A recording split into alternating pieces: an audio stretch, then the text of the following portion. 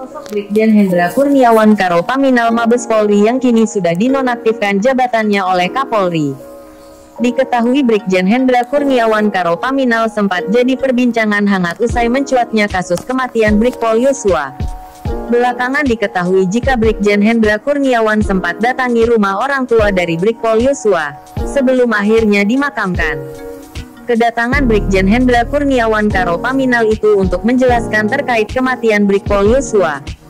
Namun situasi nampak berbeda kala itu, di mana kedatangan Brigjen Hendra Kurniawan dianggap buat ketakutan keluarga Brigpol Yosua. Lantas seperti apa sosoknya?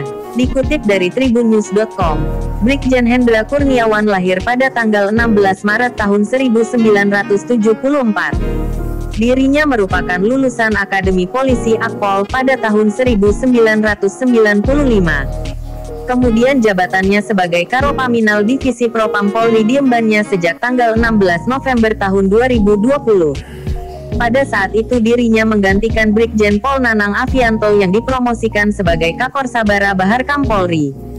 Untuk selengkapnya berikut riwayat jabatan yang pernah diembannya dikutip dari Tribun Sumsel. Kaden Aro Paminal Divisi Propam Polri, Analis Kebijakan Madya Bidang Paminal Divisi Porpam Polri, Kabak Binpamro Paminal Divisi Propam Polri, Karopaminal Divisi Propam Polri. Brigjen Pol Hendra Kurniawan dinonaktifkan dari jabatan Karopaminal Polri. Brigjen Pol Hendra Kurniawan diketahui pernah terlibat sebagai pimpinan tim khusus pencari fakta dalam kasus bentrok FPI dan Polri di Jalan Tol Jakarta Cikampek yang terjadi pada tanggal 7 Desember tahun 2020. Adapun anggota tim yang dipimpin Brigjen Pol Hendra Kurniawan ini berjumlah 30 orang. Brigjen Pol Hendra Kurniawan pun diangkat Ferdi Sambo sebagai pimpinan tim khusus pencari fakta. Pada saat itu, ketika masih menjabat sebagai Kadif Propam, Ferdi Sambo mengungkapkan alasan Divisi Propam masuk dalam penyelidikan dalam rangka penegakan fungsi disiplin. Selain penegakan disiplin, ada fungsi pengawasan.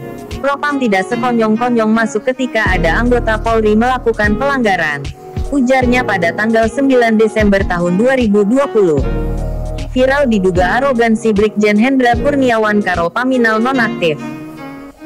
Beredar video arogansi Karopaminal Mabes Polri nonaktif datangi keluarga Brigpol Yosua tanpa melepas sepatu.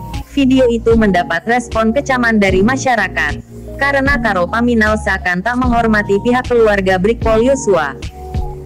Brigjen Pol Hendra Kurniawan disebut ke rumah keluarga Brigadir Yosua untuk memberikan penjelasan kepada pihak keluarga tentang kejadian yang menyebabkan Brigadir Yosua kehilangan nyawa. Jenderal Bintang 1 itu masuk ke rumah Samuel Huta Barat, orang tua dari almarhum Yosua Huta Barat, dengan didampingi perwira menengah. Saat berbicara dengan Samuel Huta Barat di dalam satu ruangan, tak kurang dari 7 orang anggota Polri berjaga di pintu ruangan.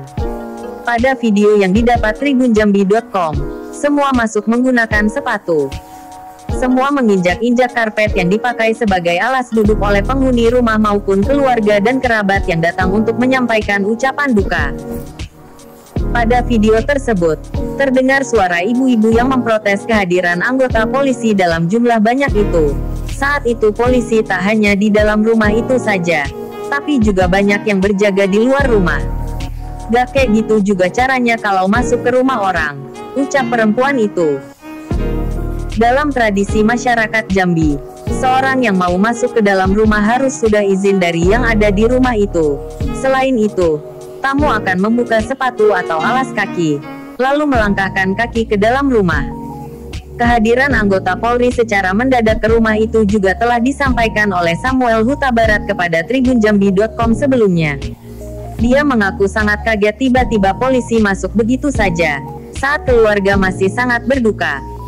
Kedatangan rombongan, kata Samuel Huta Barat, saat ini memberikan informasi kronologi soal meninggalnya Brigadir Yosua. Penjelasan itu menurutnya tidak masuk akal. Isinya serupa rilis Karopenmas saat sore. Terjadi perdebatan di antara mereka di ruang kecil di rumah petak itu, merupakan rumah dinas guru. Samuel ingin CCTV dibuka demi terungkap kebenaran, tapi tak disanggupi perwira tinggi dan menengah itu. Kasus polisi tembak polisi yang menewaskan Brigadir Yosua ini membuat 2 perwira Polri dinonaktifkan. Keduanya adalah Kapolres Jakarta Selatan Kombes Budi Herdi Susianto dan Karopaminal Polri Brigjen Hendra Kurniawan. Pada malam hari ini Pak Kapolri memutuskan untuk menonaktifkan 2 orang, kata Kadif Humas Polri Irjen Dedi Prasetyo di Mabes Polri, Jakarta, Rabu tanggal 20 Juli tahun 2022.